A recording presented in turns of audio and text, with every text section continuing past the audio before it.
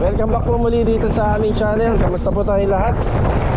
Araw po ng Sabado ngayon, March 23. Yan, bali ngayong araw po, wala muna tayong video update dito sa Lumina. Meron po tayong pupuntahan na subdivision dito sa Tansa, yung Anyana subdivision. Dati nakagawa na rin po kami dito window grills. Yan, window grills po ng isang model house dito sa Anyana. Ayan mga karos, papunta po tayo ngayon doon. Meron pong nagpa-ocular visit para po doon sa dream house niya. Actually, nasa ibang bansa po siya, pero iba po yung makakausap natin dito. Bale ito mga karos, samahan niyo po muli kami ngayong araw po ng Sabado. Sa mga kumuha nga po pala ng bahay dito sa Anyana, na mga viewers din namin. Ayan, meron po akong may papakita sa inyo. Check po natin yung location, yung bahay, at saka kung anong klaseng unit at gaano kalaki yung bahay. So tara, enjoy watching po. Let's go. Ito yung lugar na Punta Uno. Tapos kakanan tayo rito. Dati nung pumupunta kami kila Ma'am Michelle dito sa Grand Antel, lagi kami dito shortcut. Shortcut tayo rito. Yung pupuntahan ko, hindi ko pa kabisado kasi malaki po yung Anyana yung Antel. Masyado pong malaki to. Bali dito tayo dadaan ngayon para mapagtanong-tanong kasi maraming gate dyan sa Anyana pagka nandyan na po tayo. Bali Anyana Bel Air. So hindi ako nagkakamali. Bali tatawagan ko naman yung client kapag nandun na tayo. Yan, shoutout po kay Ma'am Michelle and family. Naalala ko nun yung every Sunday lagi kaming pumupunta sa kanila. Yan, mabilisang renovation lang yung mga ginagawa po namin doon. Yan, meron pa nga yata siyang unit din dito sa Metroville. Malapit din po dun sa gagawin po namin. Baka sakaling matuloy. Yan na. Okay. Bali kakaliwa na tayo rito. Susundan lang natin tong mga dumadaan dito na sasakyan tsaka motor. Mabilis na to, dire-diretso na papunta ron. Ito yung pinaka shortcut. Yan. Yung gamit nga po pala natin, yung ating e-bike na single. Yun o. Yan, dire-diretso na po yan. Isang mahabang daanan po to. Ang labas po natin ito sa may Robinson. Pero hindi na tayo aabot doon.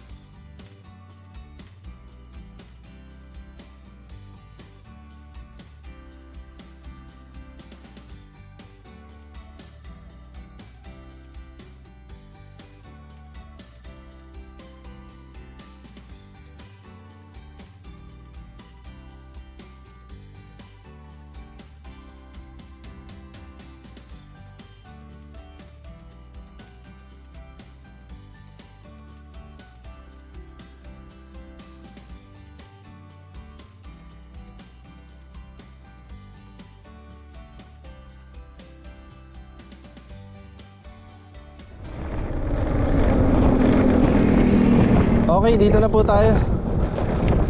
Ayan, Anyana. Pero yung dati pinasukan namin doon banda. Ayan, Bel Air East. Magandang araw po. Tawagan ko lang yung client kasi nalilito ako. Marami po bang Bel Air dito?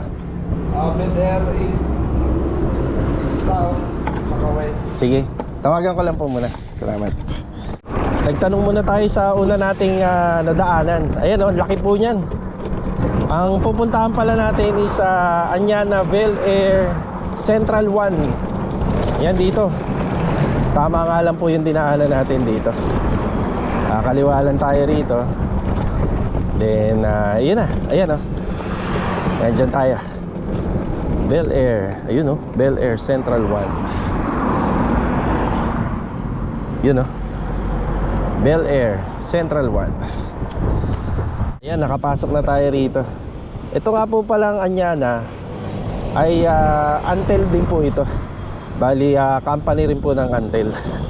Yung mga bahay nga po dito, medyo modern na yung design. Ayun yung sample ng bahay, oh. Yung mga modern na, oh. Yung mga cladding ganda na. Ite-turn over po sa inyo ganyan. Siyempre pagka pinabakod nyo po yan, yan gawa rin pala sa hollow blocks. Ayan, nakaposter tapos gawa sa hollow blocks yung pader. Bali pagka pinabakod to, yung pinabakod natin to, yun ang aalamin natin kung ano yung mga pwedeng gawin. Pagka dito may ilalabas na plano. Doon kasi sa Lumina, mga lot plan lang naman yung mga inilalabas. Dito kapag nagpagawa ka rito, yung plano na 4-5. Ayun, kagaya nun sa dulo, may bahay na rin dito. Ayan, kagaya po sa Antel na pinuntahan po namin doon sa Grand Antel. Yan, dito yata tayo, Block 12. Hanapin natin. Ganyan lang yung bakod niya, maliit lang, lot 10 lang pala to. Ayun, nandun. Feeling ko yun na yung kausap natin. Nakita ko na. Ayan, hindi pa pwede yung mga sagad. Yung iba may veranda. Ayan, ganda, Ganito yung ginawa natin na, na bahay na nilagyan natin ng window grills. Yun, dinaanan natin. Tapos yung iba ganito. Ganda. Okay, check natin kung sila ma'am yun. Luwag rito. Pagka gumawa ka, puro kalsada. Ayan. Mukhang sila na po yata. Ayun, sila na nga. Magandang araw po. Magandang araw. Yeah. Si ma'am. Ma'am, magandang araw po. Ako po si Lee. Magandang araw. Pasensya na po medyo naghintay kayo. Okay. May kukunin lang po ako. Ayan mga karos, nandito na tayo. Ayan, bali nakausap na po natin din si ma'am. Bali via messenger na lang po natin siya nakausap kasi nasa ibang bansa. Then shoutout po kay ma'am Arsenio. Yan, Arsenio Garcia. Okay, bali bibidyohan natin to dahil pag napanood niya, mas makikita niya ng klaro. Tapos tinanong ko sila client owner, baka yung floor area nito nasa 100 mahigit. Yan, 100 mahigit yung floor area. So 50 plus, then 50 plus doon sa taas. Tapos itong lot area siguro lagpas naman syempre ng 100 square meter.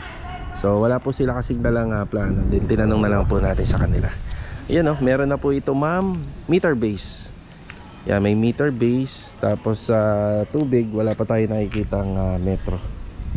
Yan, wala pa tayo nakikita, pero may supply naman yata to. Kaya may nakatap Okay, bali itong unit is model niya is Tokyo. Yan, Tokyo po daw ito.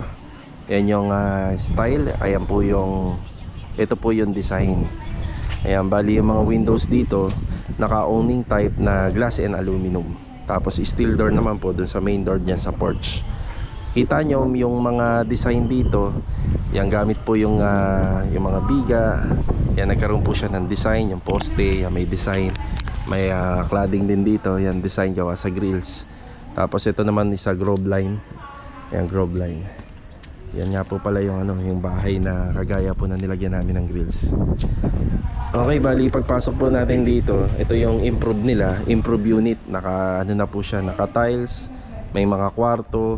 Bali si client na lang magde-design sa loob kung ano pa yung improve na gusto na nilang gawin. Yan, may mga abang na ng electrical. Okay, pasok tayo. Yan matte finish na tiles para dito sa porch. Bali 60x60. Ivory tiles naman yan dito sa interior. Yan sa living area. Yan, sila sir tsaka sila ma'am. Magandang araw po.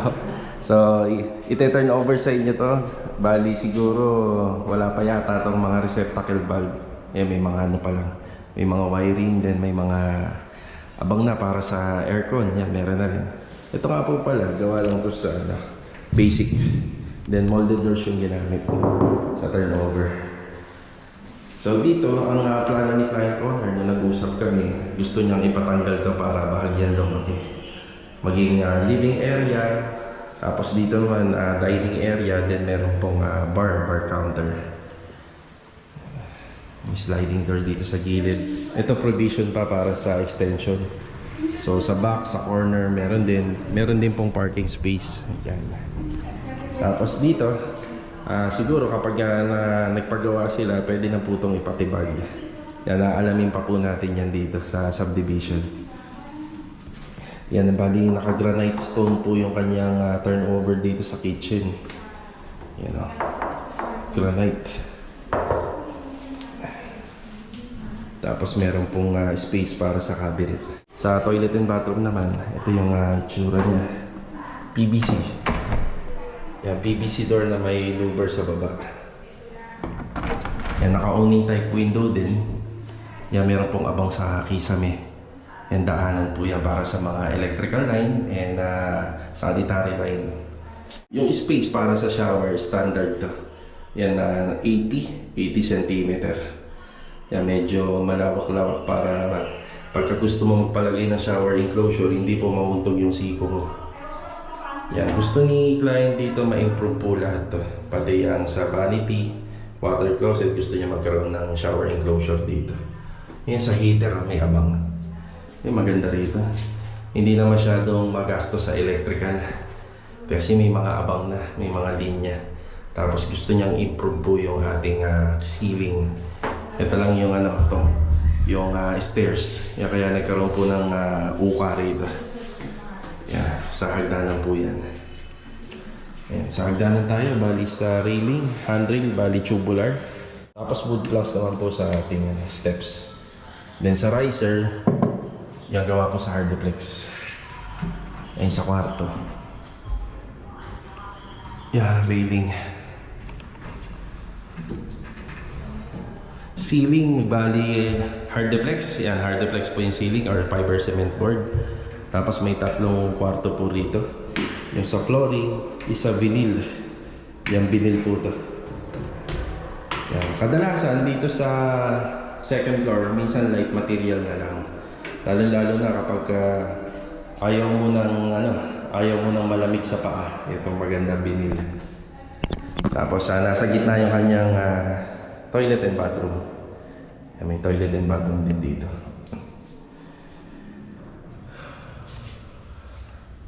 Yung unang kwarto. Yung mga kwarto dito, panalong-panalo na. Maganda po yung mga hatian ng sukat. Ang ganda po, malaki. Tsaka may mga bintana. Dito pa lang, dalawa na. Yan, ganda. Dalawa. Meron din po rito sa stairs. Tapos ito yung pinakamalaking kwarto. Yan. Yan, eskwalado siya. Kwadrado. Yan, may abang din ng aircon. Molded doors din yung ginamit sa mga pintuan. Yan. Yan, may abang din ng aircon dito.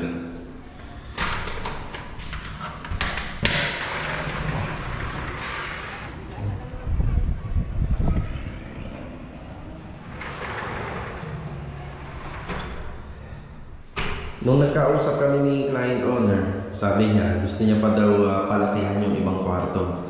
Sabi ko sa kanya, ma'am, malaki na po itong mga kwarto rito, kung tutuusin lang.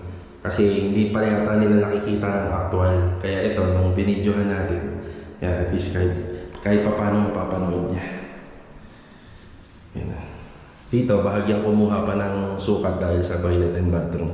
So, ito yung kanyang kwarto rito. May 3 bedrooms. Ayan, may 3 bedroom. Hallway. Malaki-laki pa yung hallway. Ayan, sa stairs. Kagandahan dito pag mag-aakyat ka ng gamit. Saktong-sakto lang po yung luwag. Hindi po siya masikip. Hindi kagaya din sa mga ginagawa natin sa Lumina. Yung pag-akyat pa lang, masikip na. So, kapag nag-akyat ka ng mattress dito, ng cabinet, yan kayang-kaya po. Yan, walang sagabal.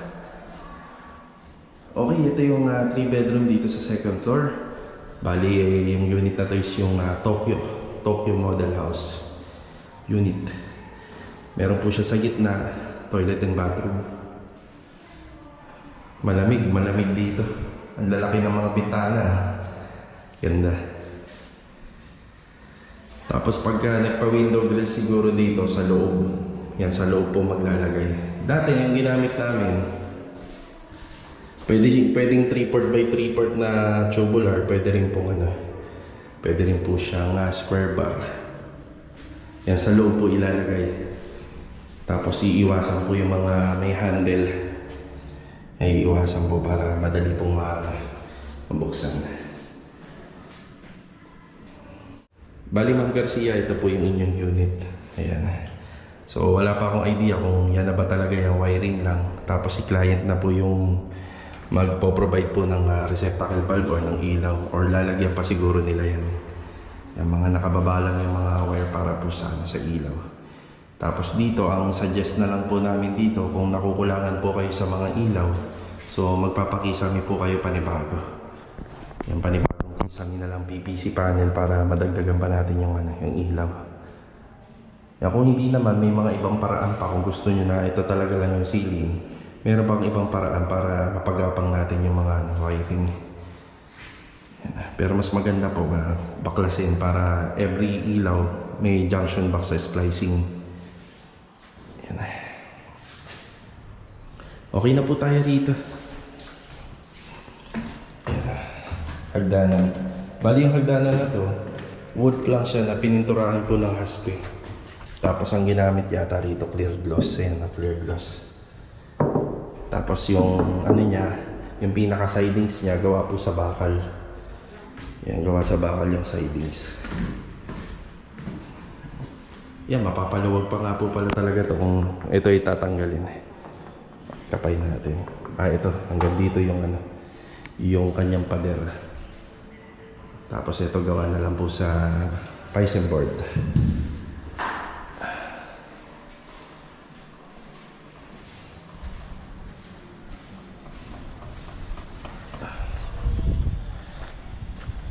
Ito ma'am yung sa pinakagilid ng bahay sa likod.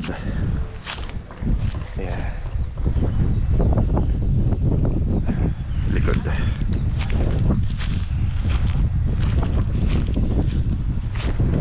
Tsaka yung harapan. Ayan. Ayan mga karos, pauwi na po tayo. Ayan lang po yung ating ocular visit dito sa Anyana. Ayan, maraming salamat ka po muli kay Ma'am Garcia para sa pa-viewing ng kanyang bahay. Ayan, maraming salamat po. So paano mga karos, hanggang dito na lang po muna yung ating vlog. Kita-kita na lang po tayo sa susunod na video. God bless po sa ating lahat. Ingat po palagi. At ito, paalam po muna. Let's go. Tara.